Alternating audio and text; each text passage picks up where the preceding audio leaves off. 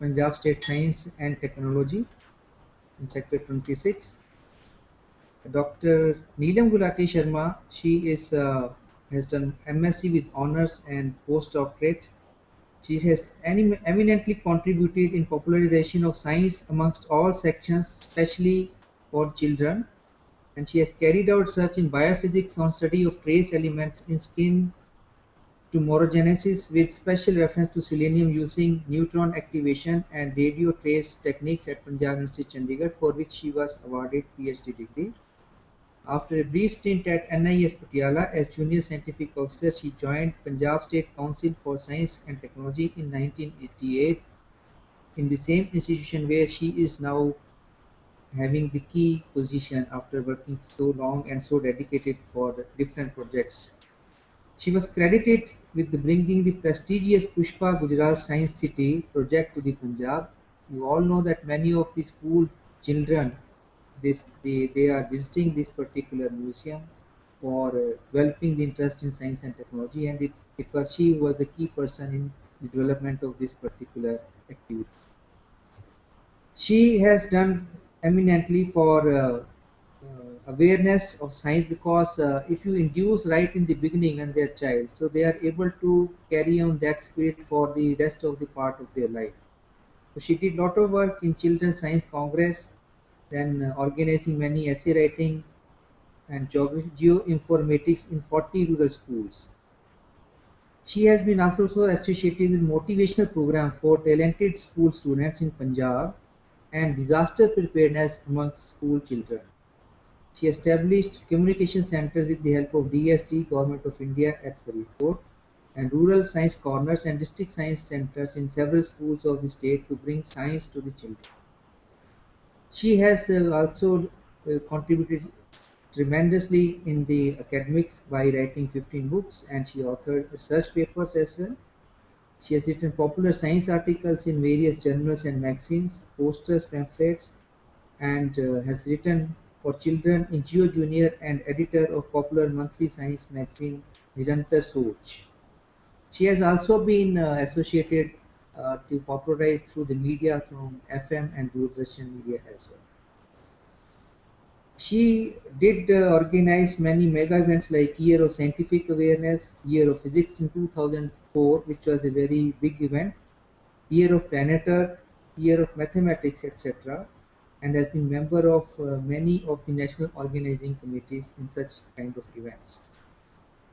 The annual activities which she is involved regularly is the National Science Day, National Technology Day, Children's Science Congress, and incentives to young scientists, etc. She has carried out number of projects, which is a very long list. Maybe I need to probably skip a few of them, but I will just mention which are quite important.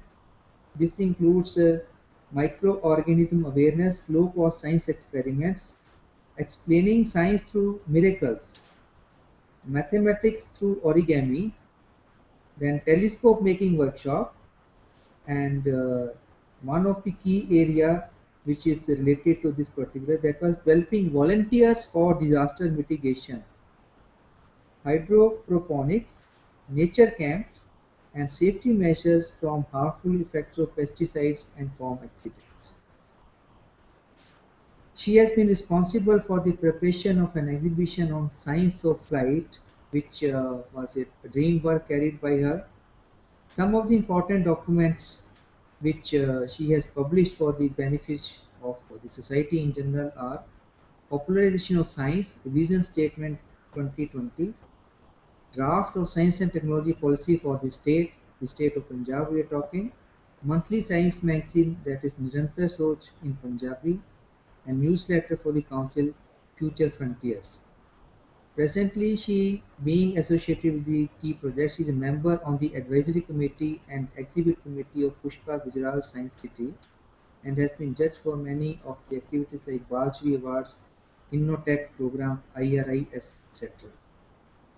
Recognizing her services and tremendous contribution in science and technology, the state government in 2007 awarded her Punjab Sarkar Praman Patra, which is a Punjab State Award. She was also the Joint Secretary for voluntary organization NCSTC network and received the EMPI Indian Express Innovation Award for bringing out National Children's Science Congress in 2009, which was awarded on behalf of NCSTC network as secretary of the network. So with this introduction, I feel very happy and pleased to invite Dr. Neelam Gulati Sharma, Director from Punjab Science Council for Science and Technology, to deliver and share her experiences on disaster preparedness relating to community.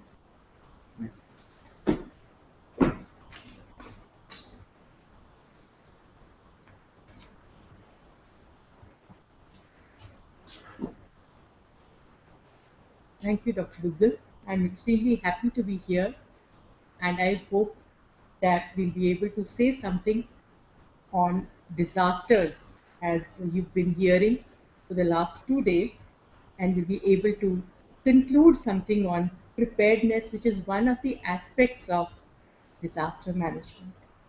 So, as it is, I'm involved with the Punjab State Council for Science and Technology for the last 22 years and have been working for science popularization.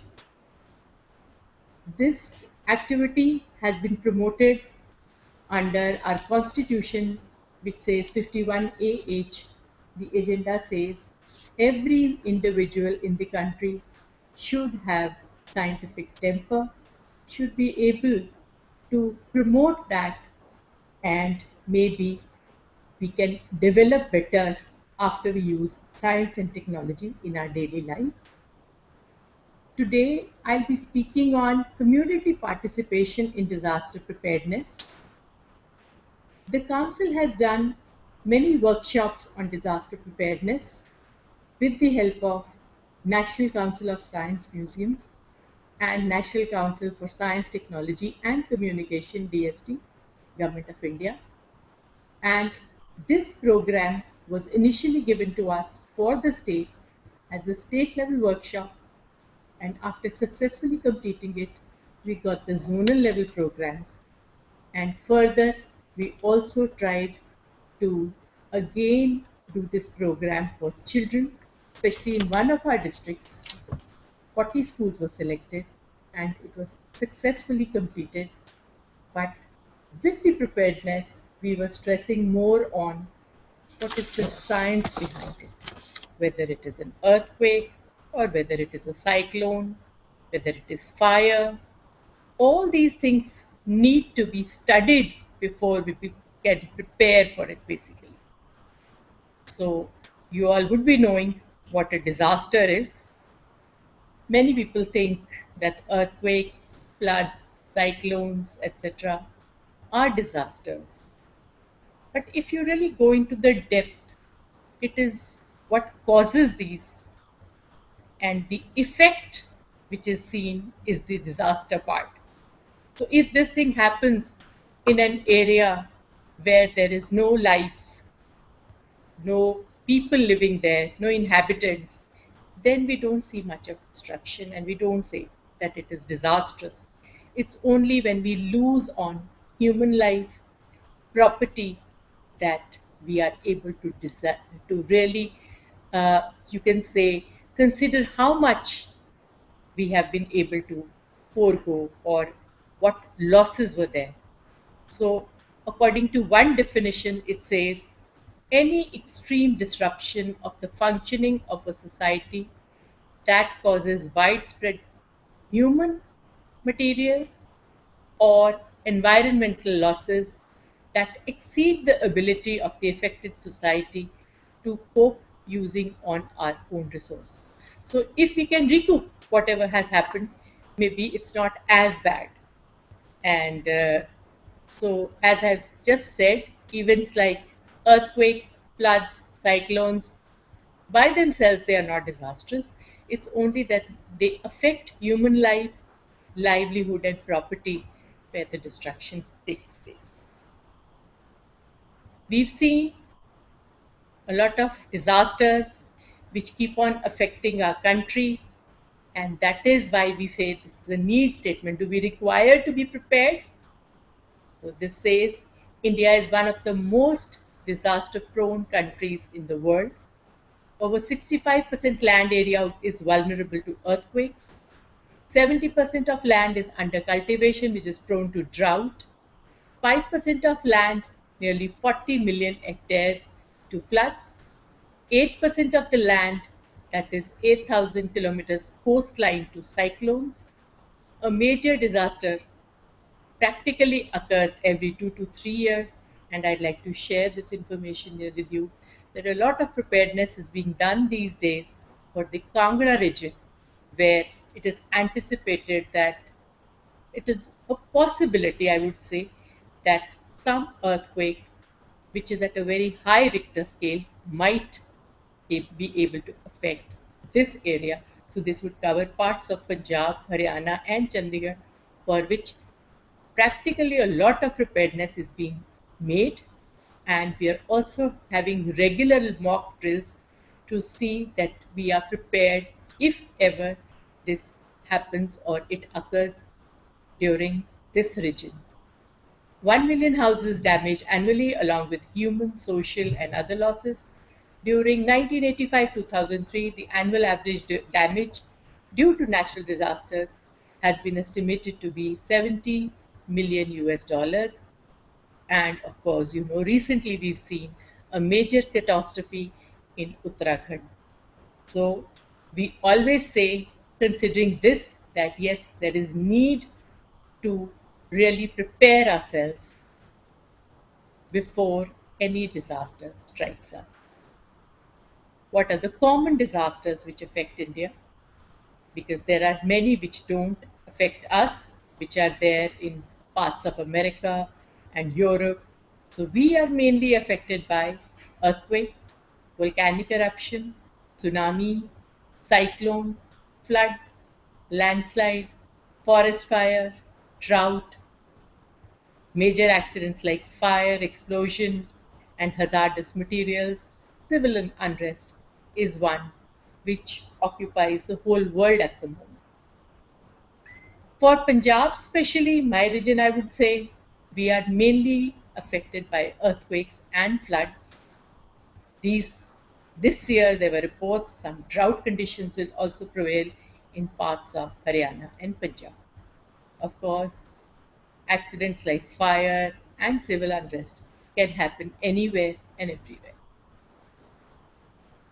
What is the general opinion? What do we think whenever a disaster strikes? The common people often say, we can't do much. It was the wish of the supernatural power. It had have to happen. It was a type of a punishment.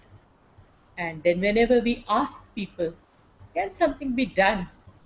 Mostly the answer is no. This was the wish of God, and nothing much can be done on this issue. Then what are the effects? What do we see after a disaster strikes? Mainly it is loss of life, people get injured, there is damage to and destruction of property, then there's damage to and destruction of production, that is your crops, there is disruption of lifestyle, loss of livelihood, disruption of government system which collapses almost totally at times, which we've seen recently in Uttarakhand.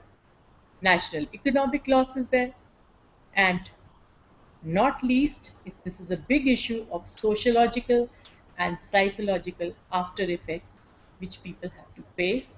And it is a very, very traumatic scene when we see them, and a lot needs to be done after they have been affected by this disaster, because you have to take psychologically, they have to be brought out, they get panicky, they have lost their loved ones, and they need to be brought in the mainstream after a lot of persuasion. And this is the most difficult thing for which people need to be prepared.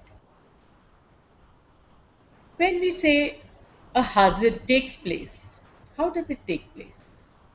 Some hazards take place very rapidly, like earthquakes, cyclones, mud flows we've seen. There's hardly any time to give a warning, and losses are great. Then what do we do? The preparation is different for a rapid onset, and if it is a low onset hazard, like drought, famine, deforestation, pest infestation, these come slowly. We get prepared for it. We can take action before it actually strikes us, and a lot of preparation can be done to overcome such hazard. Then, if it is, we say, floods, cyclones, earthquakes, mainly it comes under the act of nature. That means they are natural hazards. We have designed modules for taking care of floods, that is actually preparing. Then drinking waters must have been dealt with when they are being dealt with under floods. What are the do's and don'ts? Similarly, the do's and don'ts for earthquakes. How do you prepare for it? What type of construction should you be going into? And what are the other means of communication which, if everything gets disrupted, what can you rely on? One of the very popular ones is the ham radio, which can be taken into account, and a lot of trainings are being given by the National Council for this, that you can get a license, and when everything gets worn away, you can't have messages from the radio, from the television, then what happens? Ham radio still is at hand. You can pass on the information to those far flung areas and remain connected. Then, of course, hazards due to humans, that is the road and the rail accidents, the different kind of fires which we face, the bomb blasts, stampedes, food and liquor poisoning. These days, once again, it's in news. The stampede, which we often see during the Kumbh and the Ardh Kumbh Melas, can we prepare for them? Uh, I feel that yes, a lot of preparation goes into this when it is the other countries. We see the developed ones, they are having regular programs, mock drills, exercises, and they actually are prepared. That is why we lose quite less amount of money and life and property because of the preparation which they make, and that's a regular thing which is ongoing throughout the years. Say after 3 or 6 months a drill takes place, and this helps to overcome the situation which otherwise they might have had to face. Also, it's very, very important when we say the fire. Fire can happen in the kitchen, and what is available to you, what is the local material available to you. That can only help if you know what is the science behind fire. So we stress on how does a fire take place? What is important? Is it the right temperature? Is it the right material which gets burnt? All those things, and then most important, the oxygen, which is a thing of great necessity. Without these three components, you can't have fire. And then, if you have fire in a local condition like a kitchen or a house, what is nearest to you is something which you always have, the flour with which you prepare the dough. Basically, if you put that on the fire in a kitchen, of course not on oil, the first thing gets cut off is the oxygen supply, because of which you can get rid of the fire. So, knowing the act is very important. What is the cause? And maybe then easy solutions which don't require a lot of money can be taken care of. And yes, you can control them. I would like to share an example with you that we were visiting a school where buckets were provided with sand to overcome any such hazard if it takes place in a school. Just because the people who are to use it, the people staying there, did not know what usage it would make, and this bucket of sand was hanging for the last 1 or 2 years, maybe, a person who wanted to mop the floors found that yes, he didn't have a bucket, so he threw away the sand, and that bucket was being used to mop the floor. So we need to understand why things are there, what use they can come to, and maybe yes, then we can say that we are prepared, for which regularly we need to train people, people who are there, people who know how to use those things. It's only then that we can think of preparedness. Another example which was shared by a fire officer once, because we were having a drill on fire in the office. We had invited them, and they disclosed that everywhere, wherever you go, whether it is a public place, a cinema hall, you have fire extinguishers there. You have fire extinguishers in almost all the big buildings. And it seems once the fire broke and nobody knew how to use the fire extinguisher. Then what one person did, he only knew this could be used, and he threw the fire extinguisher in the fire, which was of no use. The council took up this as a big challenge, and we thought we should have regular exercises. And what we did was, because this also has a life, the fire extinguisher, we used to take away fire extinguishers which were almost of no use. You can say they've not been used and the time date has expired. So we would take that extinguisher to a school and give every child a hands-on experience how to use that in case of fire. Because if the government puts it in the places where you can use but you do not know how to use, it's of no use. The monies which has been spent is totally gone down the drain. So those are the things the council stresses upon, that at least make use of all what is there around you. That is called preparedness from our side. Coming to preparedness, I'd like to share one thing with you. The countries abroad are spending so much of money for preparing the common man, the people, and what happens is they spend practically tens and thousands of billions of US dollars are put for that. And can you see, because that is something which is done right now in the present, the amount is spent, but that you can't see the tangible results which you get, the number of lives you are able to save, and the losses which are taken care of. That is only so many disasters didn't happen. It's equivalent to that.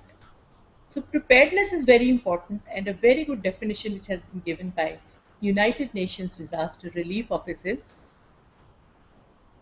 a series of measures of preparedness, including, among others, setting up disaster relief machinery, formulation of emergency relief plans, training of specific groups. Of course, the vulnerable community is a component of that, to undertake rescue and relief, stockpiling supplies, and earmarking funds for relief operations. So that in totality would be preparedness. We don't give a thought to this, but it is high time. After, it is always there that we are forced to think once the disaster strikes, but we have a very short memory. So what happens is, after the disaster is gone, we tend to forget it. I think it's high time that each one of us gets prepared. This information is passed on from the schools to the colleges, the universities, and the common man, so that we have minimum losses, as we generally see happens when we are unprepared. So coming up to the management, because this is not management, I'd like to stress, the disaster management is a huge exercise, and it covers, first is response, second is the recovery, then you have the prevention and mitigation, and preparedness is the last.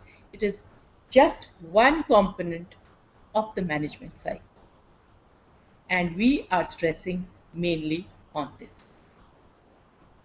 Preparedness is specifically when you get this information. Preparedness has to be in the family, it has to be in the school, it has to be in the community, and then the state and the country.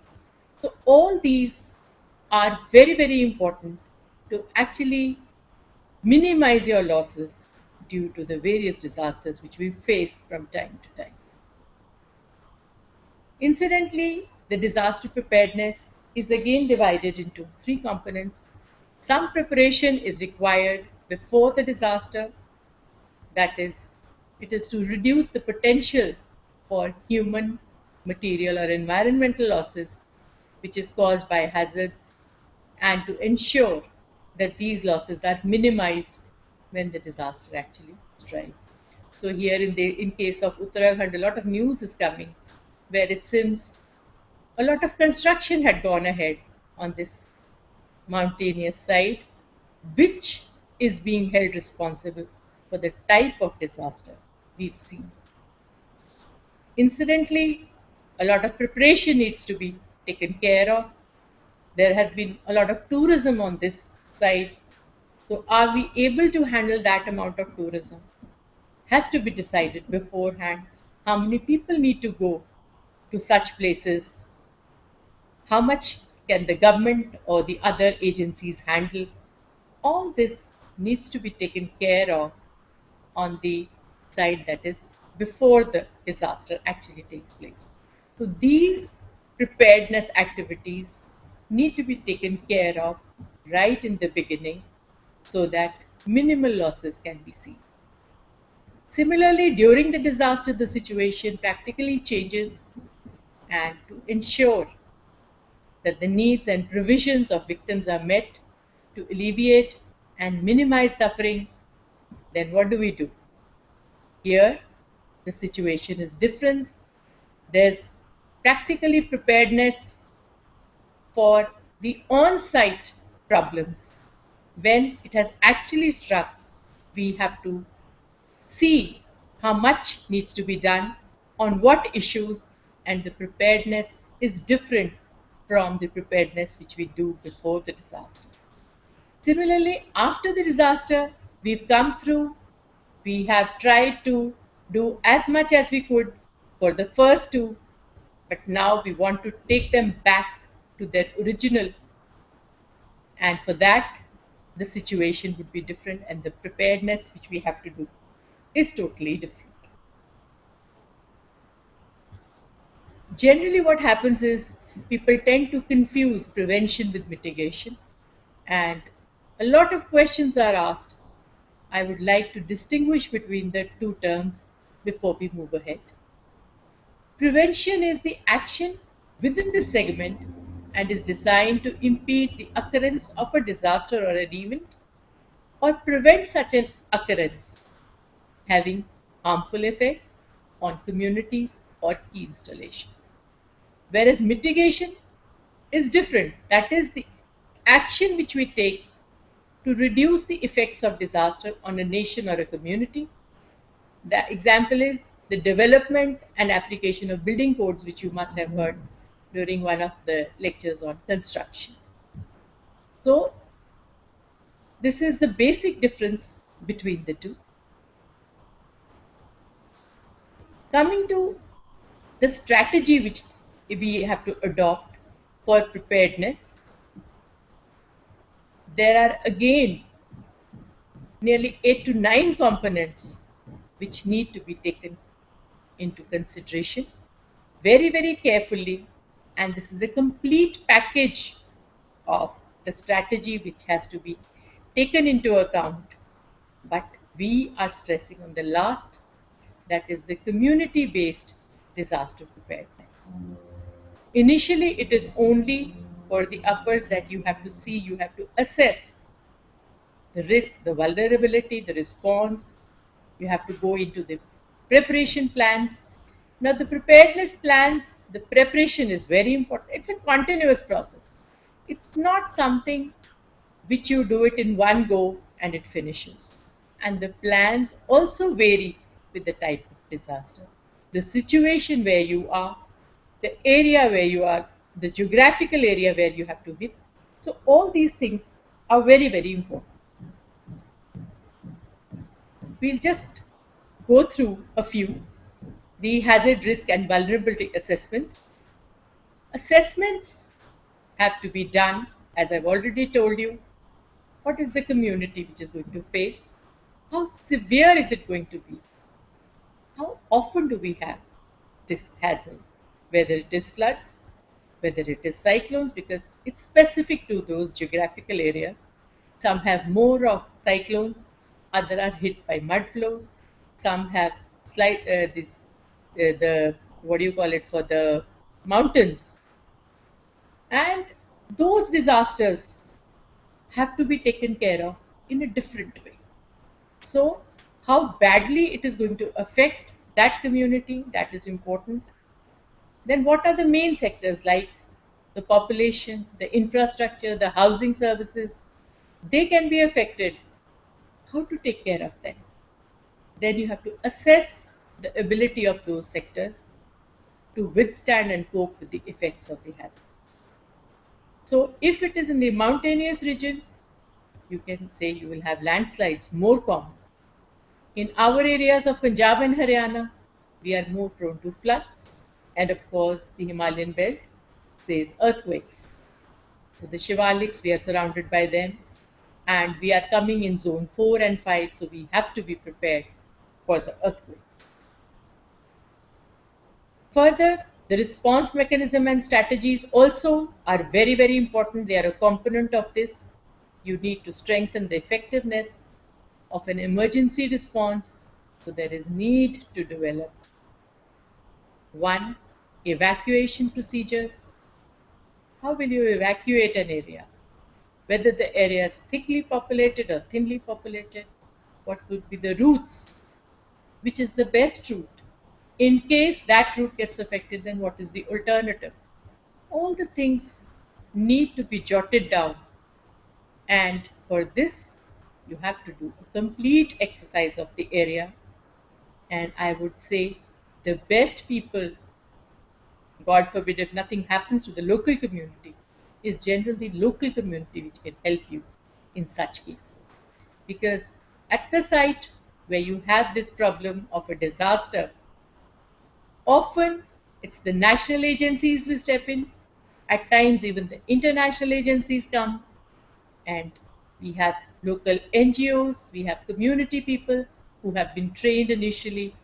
They have to jointly do everything, and the knowledge is generally with the local people because they know everything, what is where, how many people were there in that area, whose neighbor, so they can tell you. Otherwise, it's very, very difficult to locate people in such circumstances. So, search and rescue teams need to be formed. There's an assessment team plus plans to train them. Trainings are very important of the local people also. You have to train them in first aids. You have to train them in making plans. And at times, those people have to be, you can say, very, very specific. For example, while training for first aid, you have to be very sure that the person knows the ABC of health. He is well aware of the blood pressure. He knows how to tie a specific type of a knot in case of a fracture. If the person is hit on the spinal cord, how he or she is to be taken on a stretcher. Do we lift or do we not lift? Because those are very important issues. Supposing it is that you tend to lift the person who's already damaged the spinal cord, you will be making the situation worse. So you have to be trained, and those trained people have really to be experts on that. So that keeping in mind, for expert trainings, you have to have people out of the community. One, from the community, you have to identify them, but they will be only doing the basic work. The other things have to be taken care of by the specialists. Then you have to do assessment of teams plus plans. to train them. You said we'll be training them. Activate emergency or mobile hospital facilities. Activate the distribution system. So one person has to really take care. It should be rather a team that who would be activating the distribution system. Further, preparation of emergency reception centers, the shelters, where are they to be made, how big should be they, who will decide what place can act as a shelter. Supposing there's a school nearby, can we use that as a shelter? So all those decisions have to be taken by the team. Procedures for activating emergency programs in case of when alerts are given for airports, harbors, land transport, whatever you want to use. Because in Uttarakhand, again, it was shown that a lot of people had to be airlifted. So, how is that to be decided? Who decides who goes first? Otherwise, it will be a chaos. There are so many people involved. So, those things have to be decided there and then to minimize whatever has happened, that this doesn't take another shape. Then storing of emergency relief supplies and equipment. Once again, very easy, for which you should also know what is available. That exercise has to be done right before, so that you actually know what is available to you, what is lying in the vicinity, instead of lifting it from some other place which is in the far-flung areas. You need to use that right in the beginning. Then, as I have said, we have to do the planning. And what is the aim of planning? It is to identify assignments and specific activities, because there are a group of activities which have to be taken care of, covering organizational and technical issues to ensure that response systems function successfully. So, as I earlier said, it is a continuous process. You go on, you keep assessing, and further, this assessment needs to be done and undone continuously depending on the situation. The first thing you should know is the names and the responsibilities, the contact numbers and the addresses of each team member at each operational level. So you have to form a directory of these people who would be taking various responsibilities, who need to be contacted by the team members, by the common people, and this information needs to be shared with every person. Then you have the assessment of the probable needs. You need to activate population with emergency warnings and those in charge of sharing information with the media. Everybody cannot share this information with the media.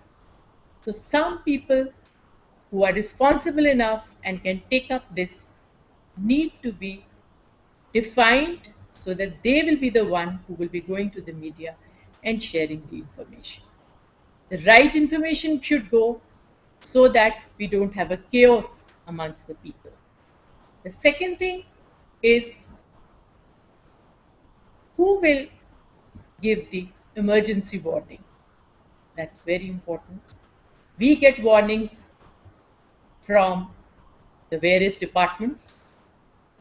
Meteorological department is one, and from the news we gathered that this information, especially for Uttarakhand, was sent of a cloudburst or something of this nature, which was not shared, because generally we feel that these people, this department information may be not very reliable.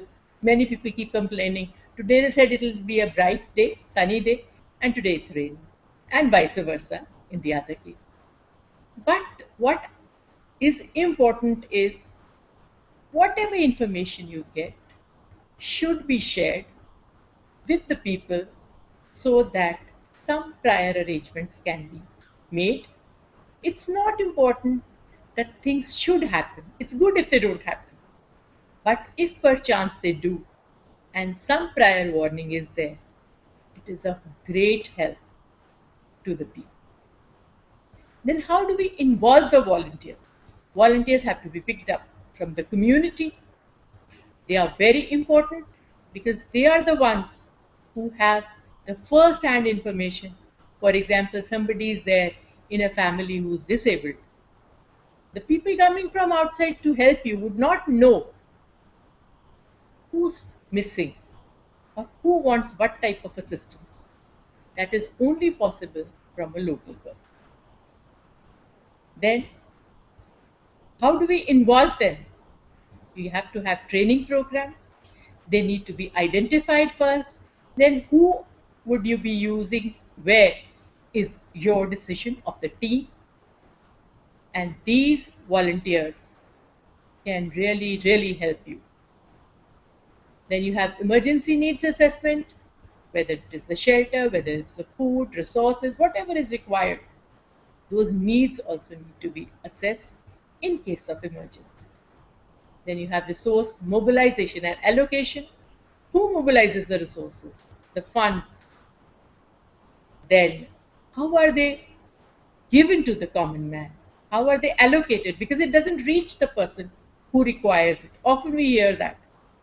So this has to be done in a very meticulous way so that it reaches each and every person. The food packet reaches. Whatever you are generating there, you are giving it to the public, should reach each and every person. And for that, planning is very, very important. Then how do you communicate between the agencies?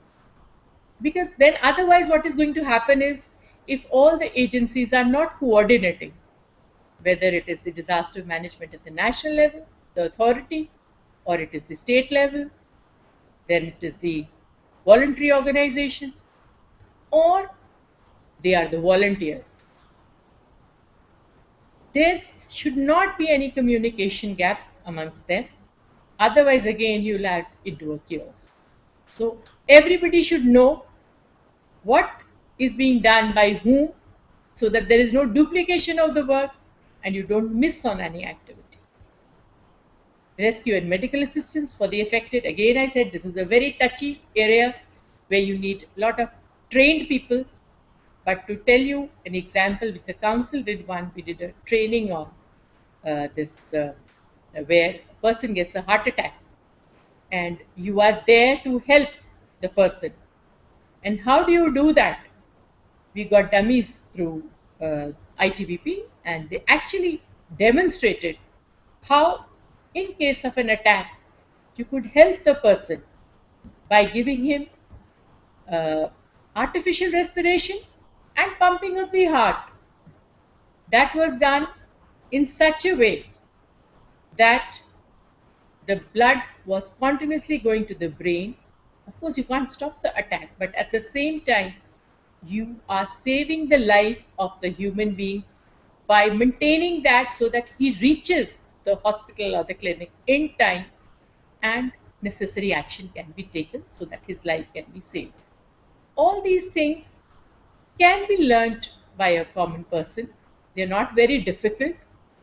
And also, common things like noting the blood pressure, those can be done at a place of accident so that the little things are tabulated in front of the person and he can pass on at least the history to the doctor so that the doctor can take immediate action what needs to be done in that case of an emergency. Then, of course, with the medical aid, we can talk about what type of water, what type of sanitation is required. Hygiene and sanitation have to be maintained in cases where a lot of deaths occur, that you don't have an epidemic. And everybody needs clean drinking water, especially in case of floods. You have lots of water, but water is a problem. Drinking water is a problem. So those things have to be taken care of. The right type of food and nutrition has to be taken care of, the people, logistics and transport. Other domestic needs they might need, because it could be a cold climate and they might need more clothes, they might have left their homes or the homes got washed away. In those cases, what is to be done has to be looked after the specific team which is assigned this work of taking care of that specific parameter, whether it is health and nutrition, the shelter, search and unification of families. This is a very, very specific task which we've seen people do, because after a disaster, it's a mess. Many people have lost their minds. They are parted away from the families and they need to be unified with their families. And if they get panicky, the situation just goes out of hand. So, a lot of psychological exercises, we train them on that. Team exercises are performed, how to take care of that situation so that everything is under control and things don't deteriorate further. Then, of course, another important thing is the protection and security. How do we protect the people who are already going through this? We've seen cases where instead of helping this population, people start looting them. They take away whatever is there with them in cases of money, where they need things, they need some help, and they are robbed of it, their valuables. What security can be provided at that stage? That is very, very important. So, planning for every component seems to be an important aspect if you have to prepare the society. And how do we ensure? We said public awareness.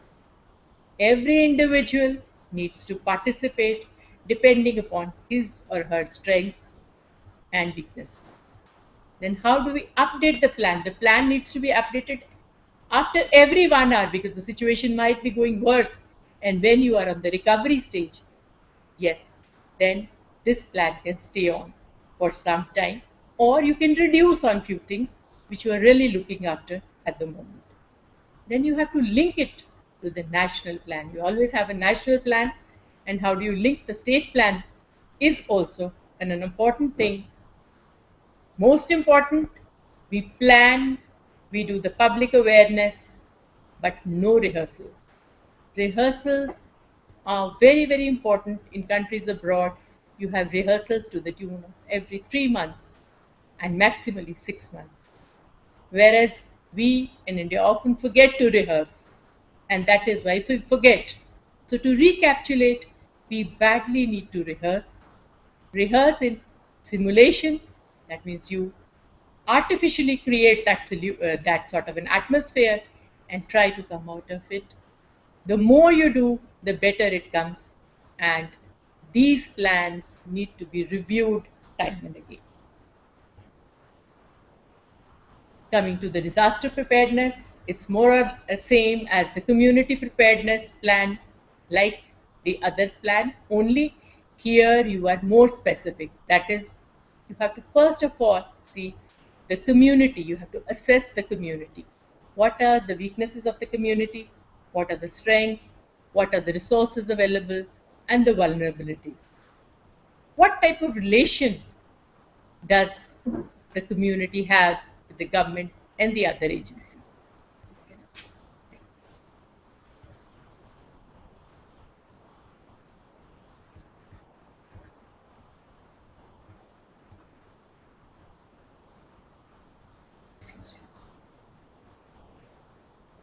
Then the warning systems. What type of warning systems would you be using? The type and the method of usage, and in case of warning, who does what? Who is responsible to give that warning? Everybody cannot give a warning. You do keep on getting warnings on the radio and the television, but that is one aspect. The public has to be informed, and who has the authority to give the warning? You get warnings from the meteorological department, they need to be shared, and that has to be done immediately because that's very important. Then coming to the evacuation procedures, who takes the responsibility? Whose authority is it? What is the route? How will you evacuate them? Especially the disabled people, because every area has disabled people. You have some cattle population. How is that to be evacuated? Those procedures need to be defined, and they have to be placed in black and white in the plan, of course, because that is initial, liable to be changed depending upon the disaster. Then you have emergency shelters where this needs to become up. Supposing you want an emergency shelter, where its location should be, whose responsibility is it, who will manage, who will say this is an emergency shelter. It could be a common place. In that case, is it the government? The land is owned by the government. Whose area is it? All those things have to be jotted down before you actually take any decision as to how this is to be planned. Search and rescue, whose responsibility? Which equipment is available? Supposing it's the boats for the flood, where are they? Many a times it has been seen for the search and rescue operations, we start getting equipment from far flung areas where it is there lying there next door, maybe in the other district. So if the whole thing is tabulated and we know what is available where, we are actually hurt by which disasters, what would we require, and these requirements are placed where, so that if they are lying in our vicinity, we can use them and not wait for them to arrive in case of a disaster. Then the damage and the need assessment, the initial and the ongoing format is already there, but this needs to be designed again and again depending upon the damage which has been done. Whose responsibility is it to clear the road, the debris? Lot of road was lost during the Uttarakhand hazard. In that case, whose duty is it? Whom should we inform? Communication. How do you communicate with the outside world? I told you one of the aspects was the ham radio, which could be used in case all your towers they fall down and you are unable to use the radio, the television, and of course your handsets. Then how do you communicate? For this, you might have a ham radio, but are you qualified? Have you been trained? That's very important. Then the law and order and security, whose responsibility is it? Supposing the first person in the line, we've lost him or is unable to contact, who's the second in line to be contacted? All those form the part of the disaster preparedness plan. Further, the transport, again, you have to fix the responsibility that this team will look after only the transport, the number of vehicles which are available, and where are these vehicles situated, so that you can immediately call them and say, yes, your vehicle is required here. Then very essential services which get disrupted like water, electricity, the telephone, whose responsibilities? Because you want to put them in place. Again, everybody requires. You want to inform your loved ones and say, yes, you are here. But how to inform them? Telephones is important. You need electricity, you need water. Who will repair them? Those are the people who should be there, their numbers, their contact addresses with you, with the community, local community, so that one person or the other is able to hand that information to the people who are helping you at the moment. Similarly, in case of health, which are the clinics where we can go initially, which are very nearby? Where do we have the trained manpower? And do we have enough trained manpower?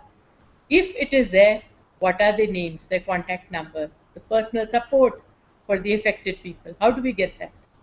Then again we said they need clothing, shelter, food. Who would provide them? Where do we get the necessary relief supplies? All these things have to be outlined in the disaster preparedness plan, which is there with the community plan.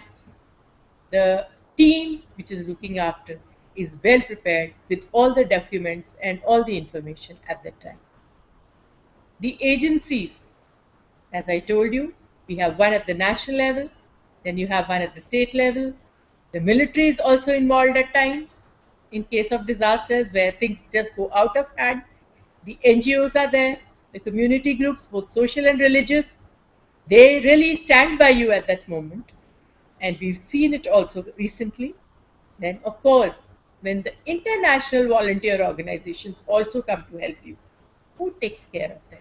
Because they are coming from outside the country, they do not know the local area, and for that, somebody has to liaison with them so that the right information and the right type of help goes to the right type of people. I would say, where have we stepped in? We have tried to organize these short-term training of people, the resource persons. And what we are doing is, we are doing it with the help of Nehru Yuva Kendras, the NCCs, the NSS. This has been a part of their program. And with the other universities, we try to also formulate self-help groups and train them for 5 to 7 days for this preparedness program. The vision of the council is to train the volunteers in every ward. Of course, we all are also short of funds, and these trainings at times get hampered. We can't do it very regularly, but these need to be done more often. We've tried to do some trainings with school children, and we've asked their schools to further replicate these trainings at their own level, because these are things which should be done time and again so that they get set in the memory of the child. I'd like to share one example for the tsunami which came some years back, and there was a couple from abroad who had their girl child with them. She had studied in her class, in class 6 geography class, where she had read that in case of tsunamis, the water recedes to quite a few extent before it comes back. And she was there at the beach, and she realized that the water was receding. She told her parents, probably we're going to have a problem. It seems tsunami might be on its way. And that is how this, after sharing this information, she could save the lives of so many people who had come from abroad for a holiday on the beach. Similarly, a lot of local knowledge comes to your rescue when you see. I got to know about one of the tribal communities who felt that you have to go to the upper regions because the birds were flying away and the dogs were barking. These are some of the indicators which have been observed time and again in case such disasters are about to strike. So, all this knowledge helps you to help yourself as well as other people. Then, a very, very important thing, as I've said, is you need to reassure the common man in case of this disaster. And reassurance is also a technique which everybody cannot do. Some people just create panic. So we don't want those type of people. That is why identification of the right type of people for the right job is very, very important. Then you have to resume normal activity quickly. You want to go back to normal. And for that, you have to have these trainings very, very regularly. The objectives, as I've already told you, is the knowing of how and why. That means how you need to handle these emergencies in case of a disaster, and why. That's the science behind it. Similarly, team formation, that also we help the students to do, and management even during crisis. So all these things are outlined. Motivation of both of self and of others, because there are times when seeing a disaster really disheartens you, and you yourself also have to be motivated. That's a very, very important aspect in such circumstances, because we've seen when you see this sort of disastrous things happening even on the television, you get very deluded. So that is very important, that you are motivated. So you have to motivate yourself and the people next to you in the team. Critical evaluation, goal setting, mid-course corrections, all these have to be done time and again, because the situation will keep on changing every now and then. And for that, critical evaluation of the thing has to be in hand, further which mid-course corrections can be done. Once again, the guidelines for the resource persons, the ones who are training the trained, because these are the training of the trainers. Once we train them, then they further go and train the local people. So identification of the participants is very important. They really would stand by you. You have to make sure before you train them. And this is what we expect. Selection of the participants with due care. Once you're doing that training, then they should have very good communication skills, leadership qualities, because you have to manage with it. If you don't have, nobody listens to you, it's out of question that you'll be actually able to perform. Then quick response to the emergencies. You can't think that we can do it tomorrow or day after. It has to be done there and then. A decision has to be taken, and for that you also need to have a team formation. Desire skills and knowledge at the end of the program. Once again, this is a thing we are really taking care of.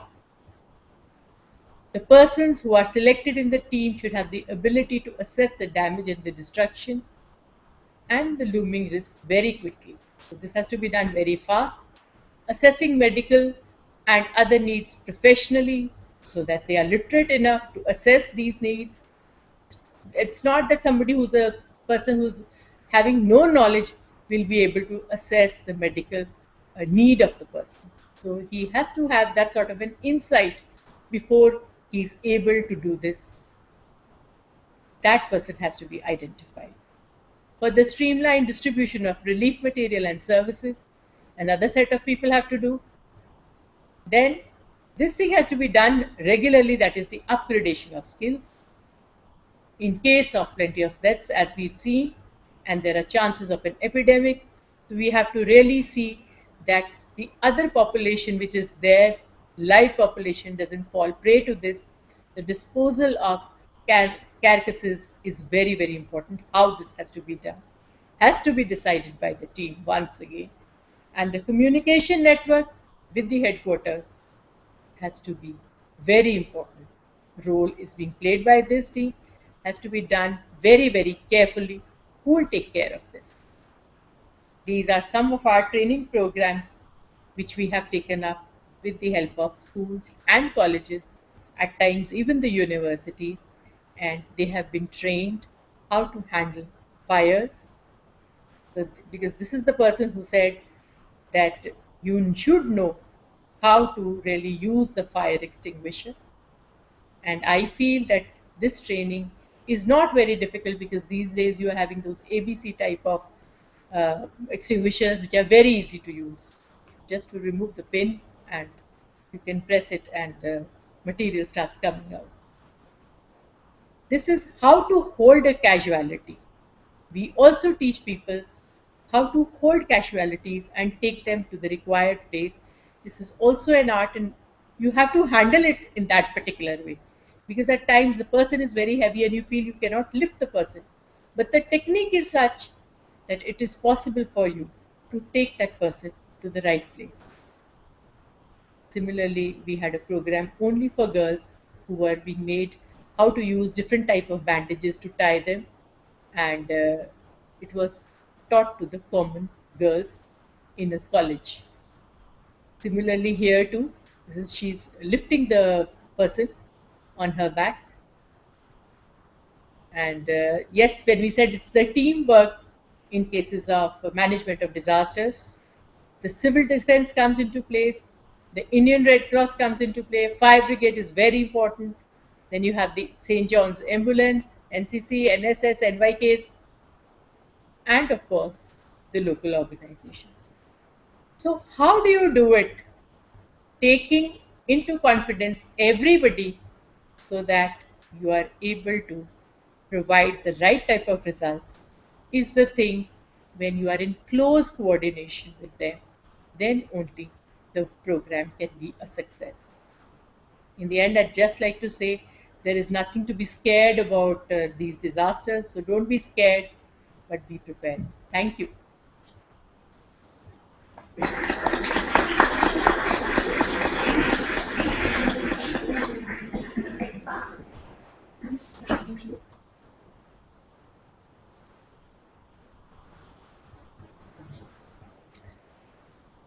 Well, I would before, of course, once thank you for such a comprehensive and elaborate presentation.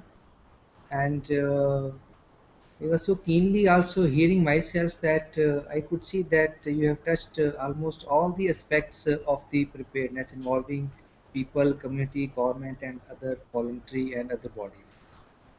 Uh, I am sure the participants may be having some questions, and if they have, please put your questions, and I will request Madam to answer them. Good afternoon, sir. Good afternoon, Bhupinder. So first of all, I would like to thank Dr. Neelam for such a nice and informative talk. I hope all the participants present here will be benefited from her talk on community participation. Thank you once again, madam. It was very informative. Yeah. Uh, Thank you, sir. Mic to my colleague, Sumir Sekhon. Good afternoon, ma'am. Good afternoon. Ma'am, I would like to ask, is there any law or policy made for after disaster coverage of whatever loss the individuals have? I don't think so because I'm not a lawyer, but I would just like to. So I think these decisions are generally taken at the government level, and it's probably an arbitrary decision. That's what I know about it. Ma'am, so no communities are helping in these matters? Communities would only assess the type of damage which has been done, but the amount which is to be given, that is decided by I think at the government level. Thank you, ma'am.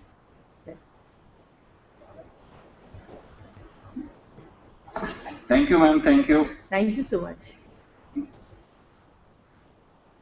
Any other center has got any question?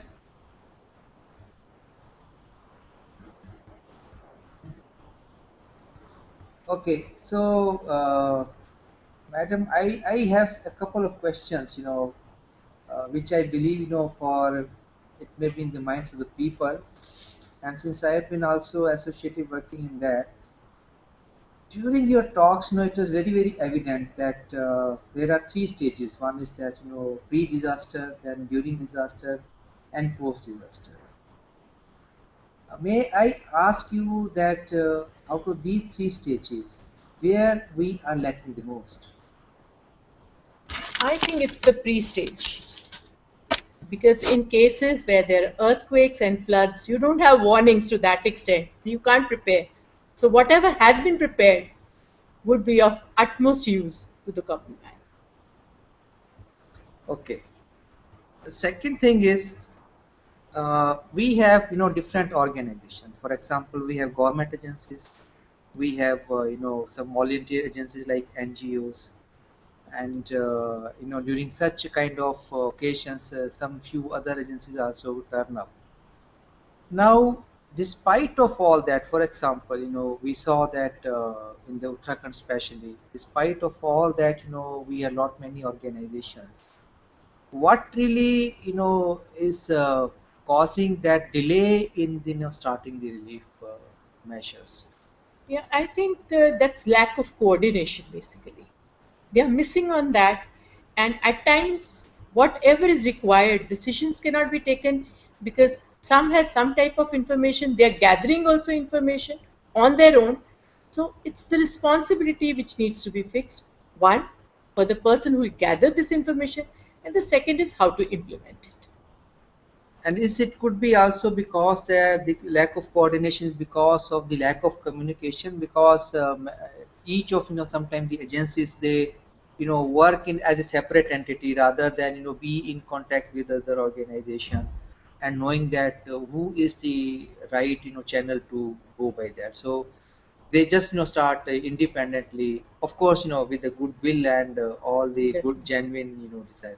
Is it that also one factor? What we've realized is, I don't know about the other states, but one example is we are very good as individuals, but when it comes to community, we generally don't join hands, and that plan generally fails. An example to this is our gas plants, which we had in Punjab, where the individuals are working very well, but wherever it was a community plant, that has fallen short of working. So probably you are right. Okay. So now we say that we are talking of the preparedness. Yeah. So I believe preparedness is a different level. For example, one is that each individual has to be prepared to some extent. Yes. Then it comes to like we start with as a family as a unit. So one among the family, whether it's elderly or smaller children. So all of them need to be having proper information and a kind of training so that they can protect themselves. Then we need to have a kind of information and training at a smaller local level, locality, you can say colonies or small inhabitations. Then we move parts to for on a city basis like that. Yes. Now this really does it mean that depending on how every individual is positioned, it should be it is required that different type of information training is given to all, right? Now what really, and this is not something new which is we are knowing now. Definitely. It was known to us for all organizations like ours, yours, and many others, and even the government agencies. It has been known to them a few years ago. So what exactly has been the lacuna that this has particular aspect so far has not taken place to the extent it should have been? One, I say this is the mindset that generally we have very short memories. When we are actually into a disaster, we think, yes, now we'll prepare. Yes, it is important, It's very and when important. the time passes, then And you we forget. forget. We forget. So that is so just like it happens with the big news. So we follow Exactly. up for a couple of days, Days. and then we just skip that and look forward for the other. So Exactly. it's the kind of that kind of mindset It that is the mindset which needs to be changed. And secondly, whatever programs the government has of preparedness, they are in spurts. I'll say today they'll say we go in for it. And then you forget for good 5, 6 years. They have to be repeatedly rehearsed so that it gets into the individual's mind and body that yes, I have to do it. This is the staircase I have to take. What happens is you don't know the staircase is the one which is most occupied most of the times. It has been seen even in PGI and other places where they found that the chairs which were broken were lying in that area. So those are the things which need to be done time and again so that we are well equipped and we know what passage to use in case of fire, what is to be done in case of an earthquake. Every child knows what is the route he or she is going to take when he has to come out of the building, how fast they have to do, and every time they keep on improving upon their time. This is done regularly abroad in every school. Every child knows this is a regular exercise, which we don't. yes, I believe so. That's correct. And do you also think that's what I feel that these kind of activities they are assigned by the government to the people who are already occupying certain position Yes. responsibilities, and we also know that there are multiple type of responsibility they are also facing. So probably is it because it is a kind of additional responsibility on them, and because we have not identified separate people exclusively for this kind of work.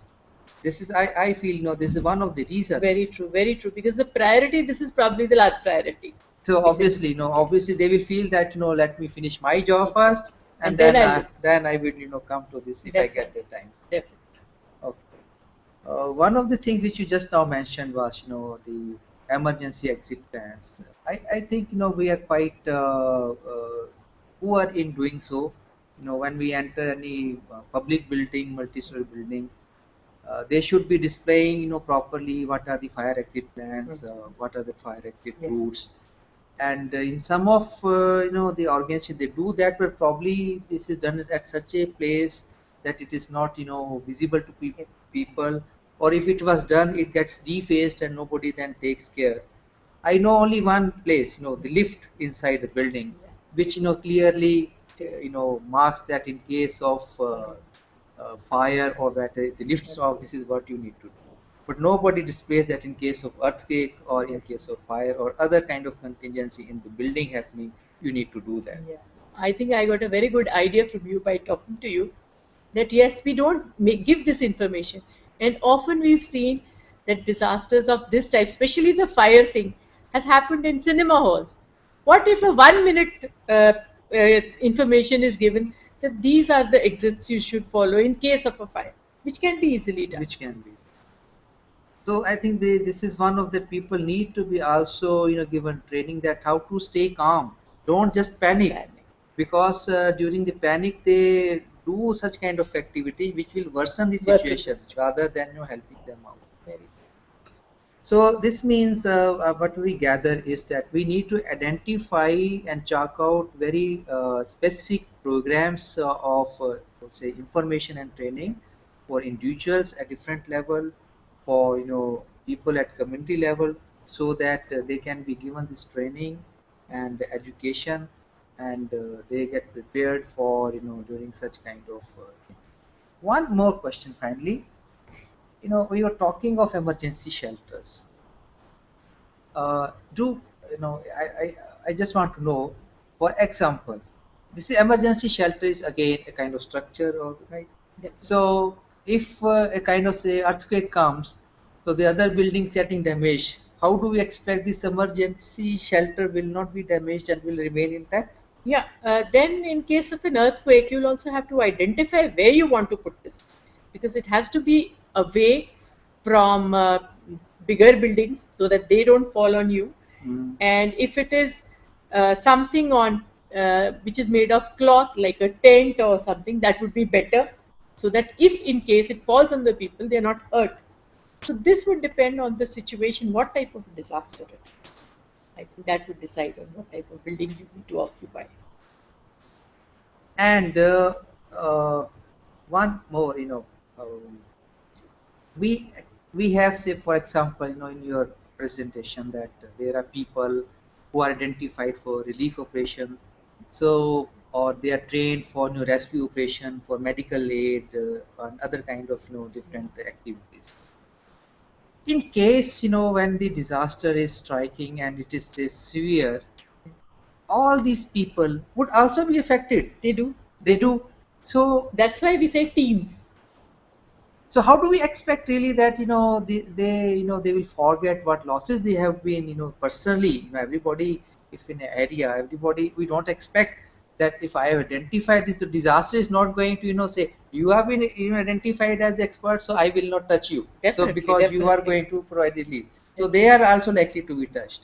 So under those circumstances, what really goes difficult for the people, for those people also. We need to, I think, the general public also need to appreciate and understand that.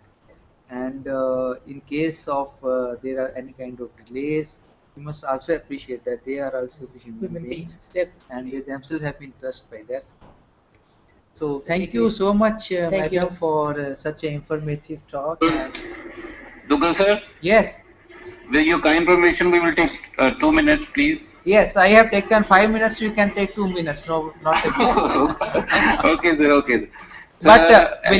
But believe me, I was basically asking questions on your behalf, all of you. Okay, sir, we are ready. Sir, today we have invited our students from architecture department. Around 100 students are here. I could see that. Yes. Yeah. So I request, ma'am, is there any message for our students, because they are architects? Now, first of all, let us hear from one of them that how do they find that this particular aspect, because that is not in their normal course of teaching or learning में नहीं है उनके. Can you hear it? Yeah, just a minute, sir.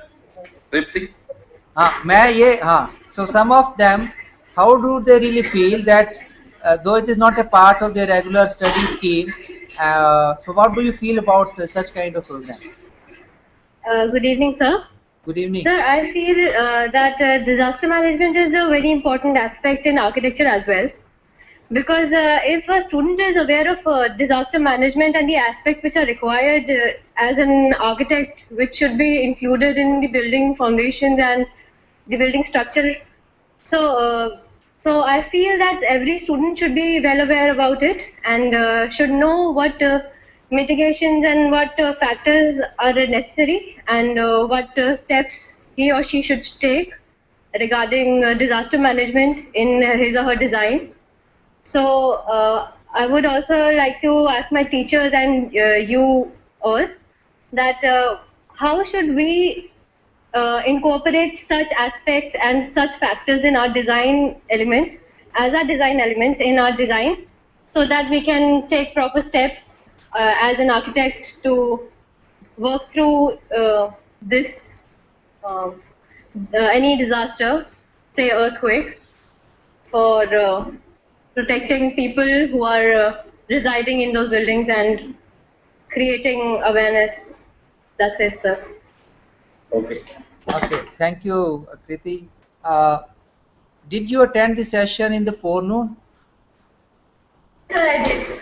You did that. Okay. Yes, That sir. so one of the session, which was by Colonel Harry Sidhu, that told you some of the aspects. That was quite general, and of course, it is related to engineering. But we need to have a little more in-depth studies of that. One of the basic things, when we talk of building construction, so it is always architect first who draws the lines plans, and then it comes the structural engineer who will prepare the structural designs, beams, slabs, and other building components. And finally it comes, of course, structural engineer also a specialized civil engineer, and then it comes to for the responsibility of civil engineer for the implementation of those drawings and design.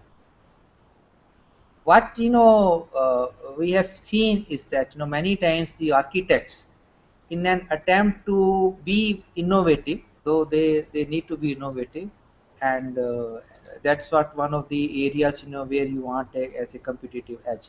So in an attempt to go innovative, they end up in drawing lines which look to be very beautiful aesthetically or otherwise catching up, but they are quite difficult to be constructed, and they also become dangerous in kind of such kind of calamities like earth.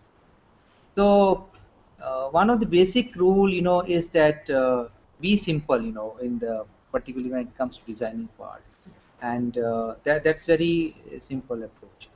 And there are a number of guidelines which have been issued by IS code, also by the various related agencies, which talk of providing the joints and transfer of loads from one member to another.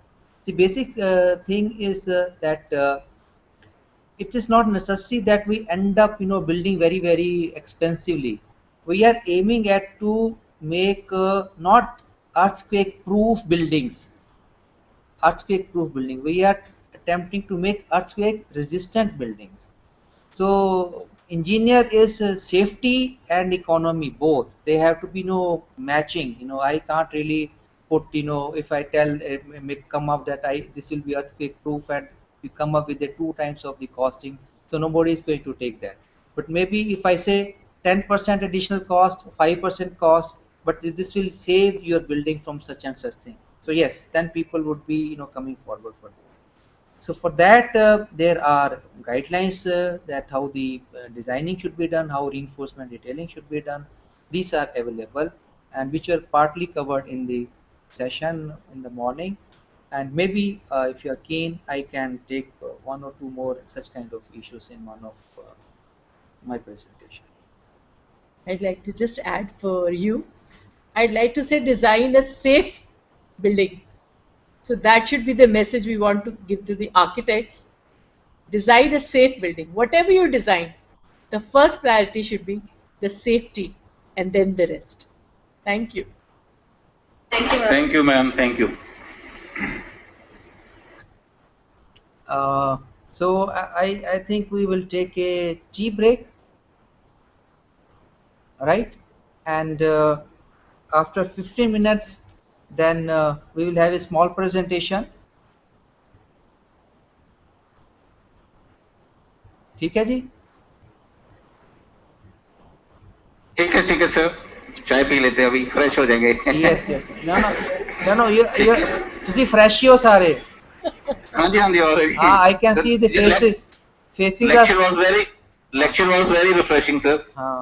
Thank you. Yeah.